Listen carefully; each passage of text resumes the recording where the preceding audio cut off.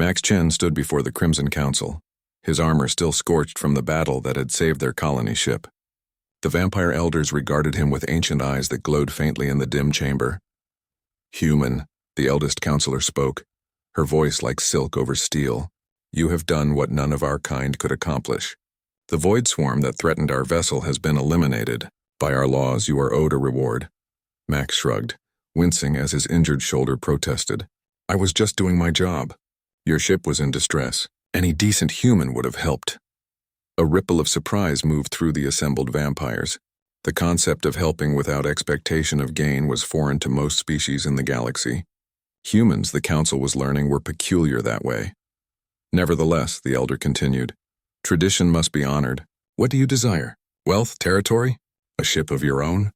Max considered, then shook his head. "I don't need any of that, just make sure your people get to safety. That's reward enough." The council chambers fell silent. Then from the shadows behind the elders, a figure emerged. Mia Darkhollow was stunning even by vampire standards. Her crimson eyes held galaxies of intelligence, and her presence commanded attention without effort. She wore the uniform of a stellar cartographer, with the insignia of the Crimson Fleet displayed proudly. "I volunteer," she said simply. The elders turned to her, shocked. Max looked confused. "Volunteer for what?" he asked. Mia stepped forward, her gaze locked on Max. "Among my people, when a debt cannot be measured, we offer companionship. A bondmate, someone to stand beside the honored one." She paused. "I offer myself as your reward, human warrior." Max's eyes widened. "Wait, I can't just—" "You're a person, not a prize." Another ripple of surprise from the council. Mia's lips curved into a small smile. "You refuse?" she asked, though her tone suggested she'd expected exactly this response. "I'm not refusing you," Max said quickly. "I'm refusing the idea that you're some kind of reward to be claimed. If you want to, I don't know, get to know each other? That's different, but not like this." The eldest counselor's ancient face split into a rare smile. The reports about human ethics were not exaggerated, it seems. She looked at Mia. "Child, what is your true intention?" Mia's composure cracked slightly, revealing something warmer beneath. "I studied the battle recordings. The way he piloted that fighter pod into the swarm's heart, knowing the odds. The way he broadcast warnings to all ships, not just humans. The way he—" She stopped, collecting herself.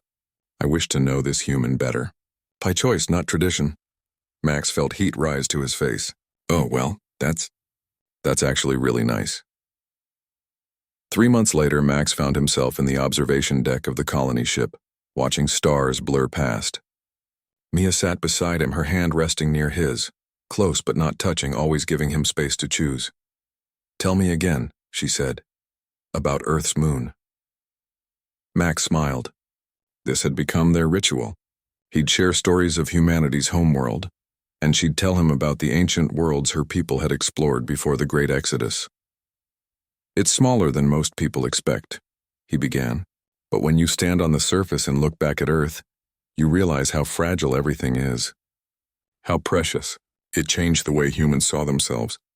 We stopped thinking we were the center of everything and started thinking about our place in the bigger picture." Mia leaned closer. "Your species is young by galactic standards, yet you've learned wisdom that eludes civilizations millions of years old." "We're stubborn," Max said with a grin, "and maybe a little crazy." "That's what I admire most," Mia replied. She finally took his hand. "You flew into certain death for people you'd never met. My kind would call that foolishness, and what do you call it? Humanity." Max turned to face her fully. Over the past months, what began as curiosity had deepened into something neither of them had expected. Her brilliance challenged him. Her different perspective on the universe expanded his understanding. And somewhere along the way, the vampire stellar cartographer and the human fighter pilot had become inseparable. "Mia," he said quietly, "among humans, when two people want to commit to each other permanently, we have a tradition." Her crimson eyes brightened. "Yes, we call it marriage. It's a promise to stand together, support each other, face whatever comes as partner." He took a breath. "Would you consider that with me?" Mia was silent for a moment that felt like an eternity. Then she smiled, a true, radiant smile that transformed her face. "Max Chen, human warrior who doesn't understand when he's being honored, who treats people as people regardless of species, who flies into darkness to save strangers. She squeezed his hand. Yes, among my people we have a similar tradition. The eternal bond. We call it eternal because vampires live for millennia, and the commitment is meant to span that time. I'm human, Max pointed out. I've got maybe 80 years if I'm lucky.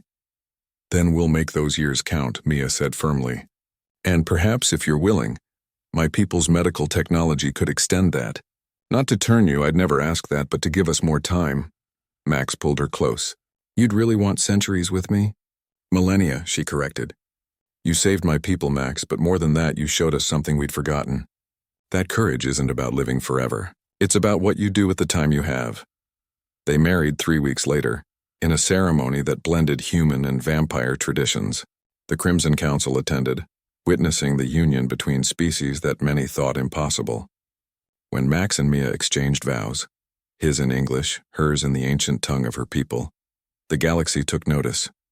A human warrior had been offered a reward and turned it into a partnership of equals. It was, the historians would later note, the most human thing imaginable, and it was perfect.